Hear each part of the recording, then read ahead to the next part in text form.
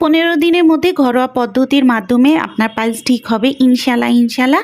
আজকে যে পদ্ধতিটি আপনাদের সাথে শেয়ার করব, এর জন্য ঘরে থাকা জিনিস দিয়ে আপনি আপনার পাইলস ভালো করতে পারবেন। কোনো রকম ডাক্তারের কাছে যাওয়া লাগবে না, কোনো রকম ওষুধ খাওয়া লাগবে না। পাইলস হলে কিন্তু বসতে কষ্ট হয়, দাঁড়াতে কষ্ট হয়, চলাফেরায় কষ্ট হয়, রক্ত পড়ে। যার পাইলস আছে সেই বুঝে। অনেকেই কিন্তু লজ্জার কারণে শেয়ার করতে চায় না এবং ওষুধও খেতে চায় না। তারা কিন্তু অবশ্যই এই পদ্ধতিটি করে দেখতে পারেন।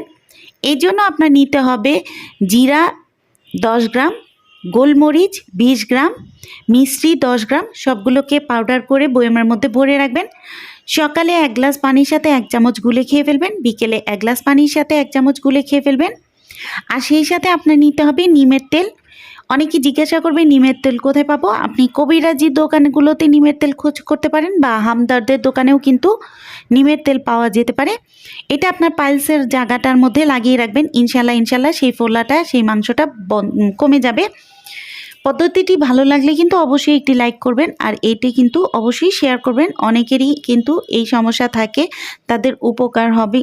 চ্যানেলে নতুন হলে অবশ্যই কিন্তু ফলো দিবেন, সাবস্ক্রাইব করবেন। সবাই ভালো থাকেন, সুস্থ থাকেন। দেখা হবে পরবর্তী ভিডিওতে ইনশাল্লাহ। আল্লাহ হাফেজ।